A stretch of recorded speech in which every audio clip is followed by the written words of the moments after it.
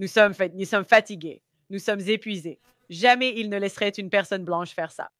Et ça, vous savez, Doug député, je ne voulais pas vous contredire. Et vous me donnez les statistiques sur la criminalité des personnes blanches. Je n'ai même pas besoin de les regarder. Je sais que les personnes noires vont être surreprésentées dans chaque crime violent. Je le sais tout simplement. Parce que j'ai des yeux, tu sais. Je reste encore un peu sceptique sur l'histoire du tueur en série. Ils trouveront un moyen de nous faire paraître pire parce qu'ils le font toujours. Nous ne sommes tout simplement pas violents. Ce n'est pas dans notre nature. Les personnes noires ont simplement tendance à l'être, sans que je sache si c'est génétique ou culturel. Pour moi, l'explication génétique a du sens, mais les gens s'énervent un peu quand on dit ça. Mais c'est seulement parce que j'avais un frère qui a grandi dans une autre famille.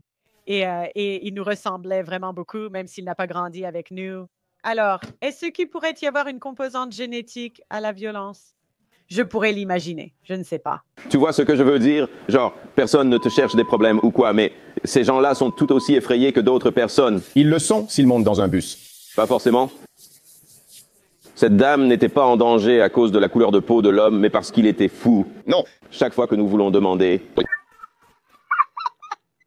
l'égalité et l'équité, c'est un problème. Alors, l'Amérique blanche, elle dépense donc plusieurs milliers de milliards de dollars. Quand cela sera-t-il suffisant? Nous sommes l'oiseau. Non. Nous sommes l'oiseau. Tu n'es pas l'oiseau.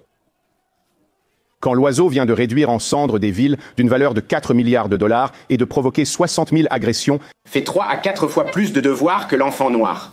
Et l'enfant blanc en fait aussi.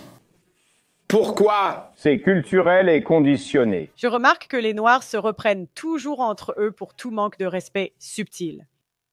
Et je trouve ça cool. Je pense que les Blancs, surtout les hommes blancs, pourraient faire ça plus souvent. Mais ce n'est jamais juste pour recadrer. Il faut toujours qu'il y ait une forme de violence.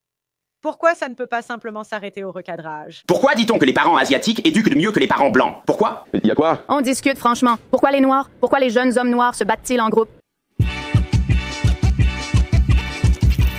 Donc, il y a quelques années, quand j'ai commencé noir et blanc sur les questions grises, j'ai ressenti un mécontentement croissant, une division raciale plus forte en Amérique que ce que j'avais connu de mon vivant. Et cela semblait être encouragé par les médias traditionnels. C'est triste de voir tant de gens suivre le mouvement. Le peuple américain s'est senti en sécurité chez lui. Les gens qui n'avaient absolument aucune chance de victoire.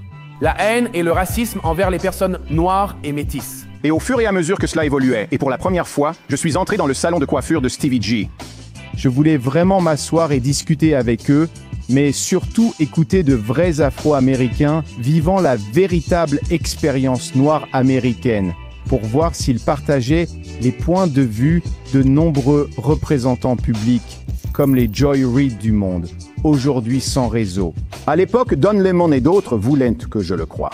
J'ai réalisé que CNN et MSNBC avant cette année. Globalement, la conversation a été chaleureuse et productive. Je pense que ça a rempli son objectif. Vous pouvez aller voir cette vidéo pour voir à quoi ça ressemblait. Avançons jusqu'à aujourd'hui. Et non seulement les choses ne se sont pas vraiment améliorées. Nous sommes fatigués. Nous sommes épuisés. Ils vont vous faire douter disant que ce n'est que sur les réseaux sociaux. Je me dis vraiment. Parce que la seule femme qui a été vraiment méchante avec moi dans mon équipe en Angleterre était noire. Elle a refusé de me parler, de me reconnaître pendant des mois. J'ai invité Nikef dans mon émission, vraiment. Vraiment.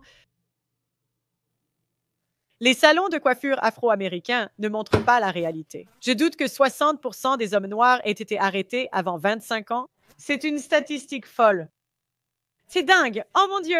C'est comme quand tu découvres que 50% des femmes noires ont l'herpès. Ça aussi, c'est fou. Pour de nombreux Américains, elles sont bien pires. Et si écouter est important, j'ai remarqué que beaucoup d'Américains blancs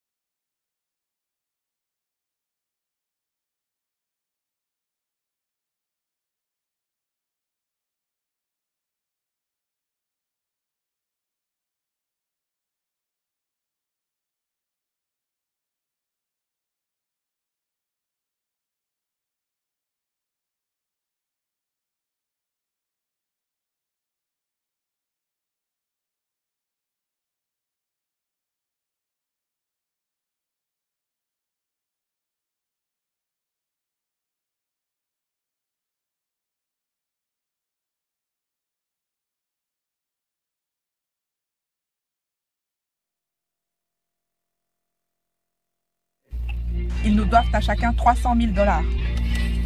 Peu m'importe ce qu'on a eu, ce n'est pas mon souci. Je veux juste mon argent. Une dette reste une dette. Je me souviens avoir eu une conversation avec une personne noire une fois et je lui ai dit que moins d'1% des personnes blanches possédaient des esclaves. Cette personne noire s'est opposée à moi, affirmant que ce n'était pas vrai, alors que j'insistais et lui disais de vérifier sur Google. Et je l'ai regardé. Je l'ai regardé chercher sur Google et j'ai dit « On est fatigué, tu sais ?» Je connaissais quelques gars à la fac. Ils avaient un appartement dans le centre de Chicago. Un groupe de Noirs y est entré par effraction et a volé toutes leurs affaires. C'est comme...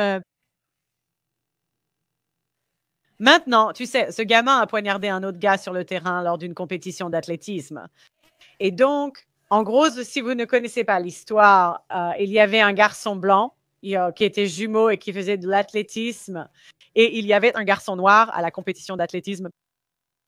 Et ils se sont battus. Maintenant, le garçon noir dit que c'est le garçon blanc qui a provoqué la bagarre. Et moi, je me dis, pourquoi as-tu un couteau à une compétition d'athlétisme? Tu sais, dans la culture blanche, on n'apporte pas d'armes à l'école, du moins pas pour s'en servir les uns contre les autres. On pourrait, tu sais,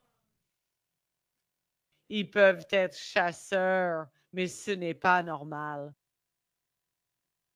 Et ce gamin poignarde cet autre gamin devant son frère. Il meurt de sang-froid sur le terrain.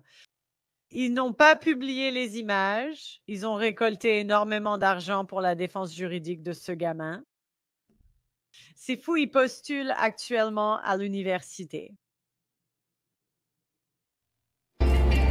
Nous sommes épuisés. Jamais il ne laisserait une personne blanche faire ça.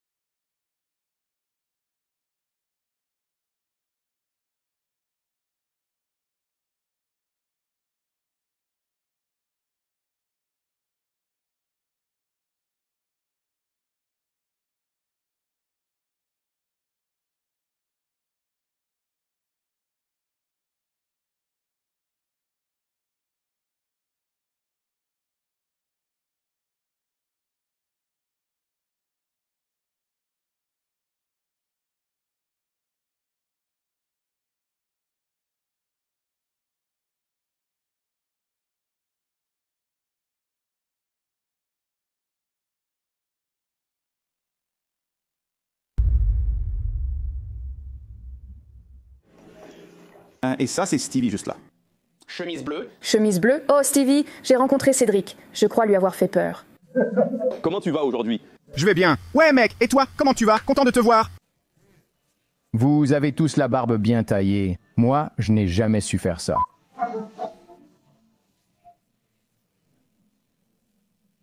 Ah, je vois ce que c'est. C'est un coup de pouvoir. Tu m'as fait asseoir plus bas.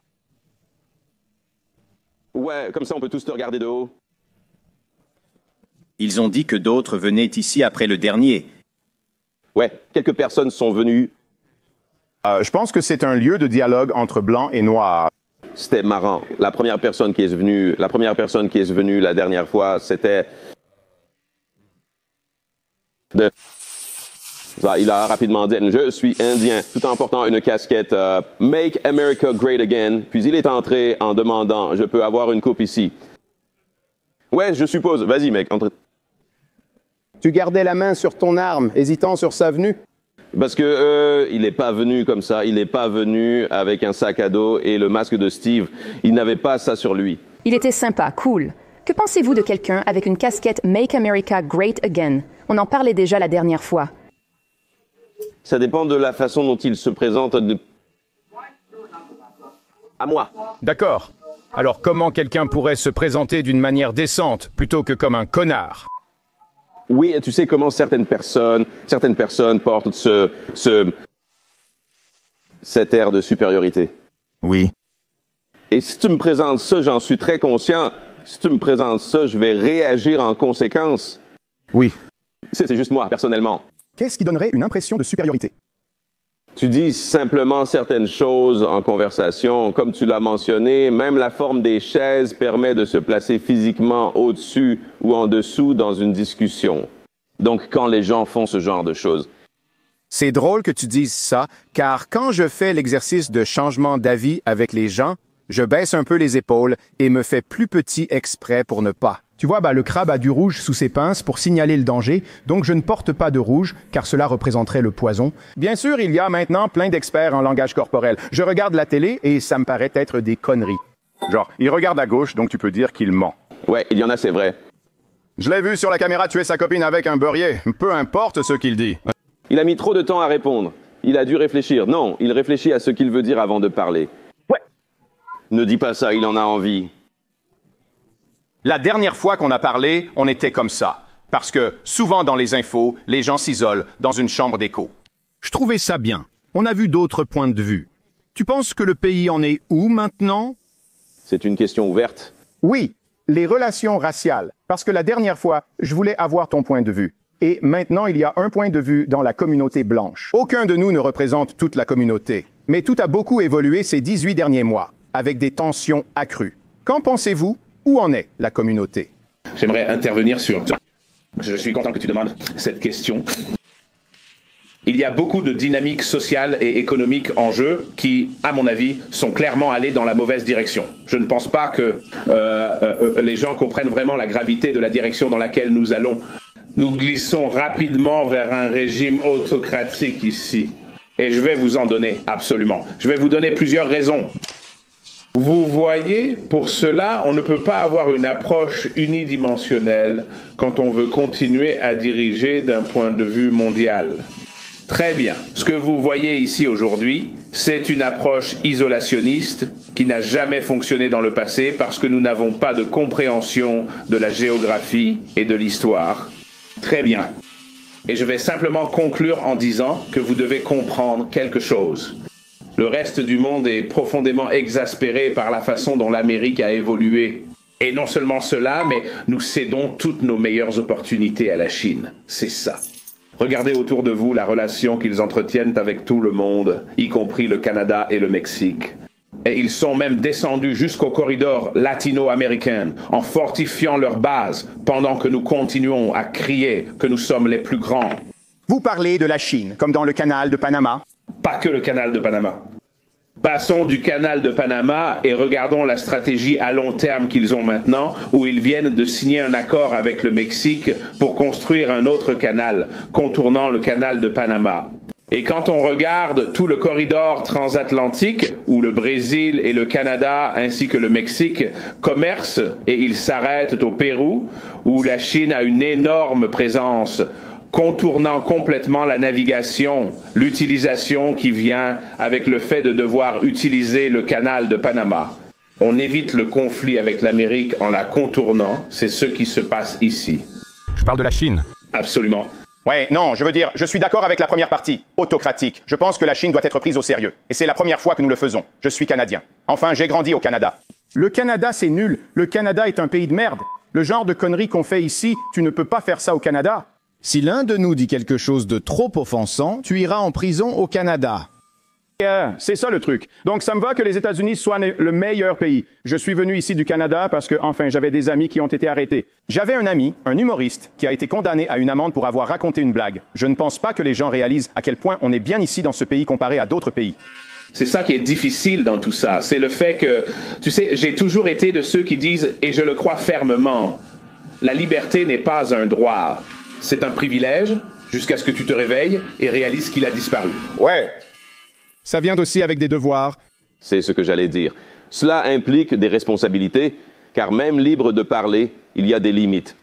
Je suis allé à Montréal il y a quelques mois, donc je comprends de quoi tu parles. Tu as sûrement vu beaucoup de seins sur les pancartes. C'est tout ce que c'est, non? Ce ne sont que des clubs de striptease. Notre Times Square est un immense club de striptease. Il y en avait quelques-uns. Ouais. Mais non, il y a une responsabilité. Et tout le monde vient d'endroits différents, de milieux différents. Certains d'entre nous, selon nos origines, savent que trop parler dans certains endroits peut te valoir une raclée. Ouais. Tu es libre de dire ce que tu veux, hein? Mais tu n'es pas libre des conséquences. Comme les conséquences qui viennent quand tu dis la mauvaise chose au mauvais moment à la mauvaise personne. Je déteste quand les gens disent ça. Les Blancs, d'accord. Oui, il se peut que tu te retrouves dans une bagarre. C'est possible, mais c'est comme si notre seuil d'offense était tellement plus élevé que celui des Noirs. Et c'est vraiment épuisant parce que nous, on s'offense à ce niveau-là, alors que c'est à ce niveau-ci. Et donc, ils sont là, genre, oh, vous savez, vous pensez qu'il n'y a pas de conséquences à dire ce que vous allez dire. Nous, on ne s'offense pas comme vous. Vous êtes vraiment des bébés qui pleurent toujours. Pas tous, évidemment. C'est comme quand vous vous indignez, par exemple. J'ai entendu qu'une femme noire a été abattue parce que quelqu'un n'a pas ouvert la porte ou ne l'a pas remerciée après qu'elle l'a tenue. Et cela a conduit à ce qu'elle se fasse tirer dessus. Tu sais, mais si c'était des Blancs, tu sais comment ça se passerait? Oh, elle n'a pas remercié. Elle devait être distraite, tant pis. On est habitués à ça. On donne le bénéfice du doute. Les personnes noires, c'est comme les femmes. Elles pourraient en dire autant. Encore une fois, le niveau d'offense des hommes dépasse largement celui des femmes.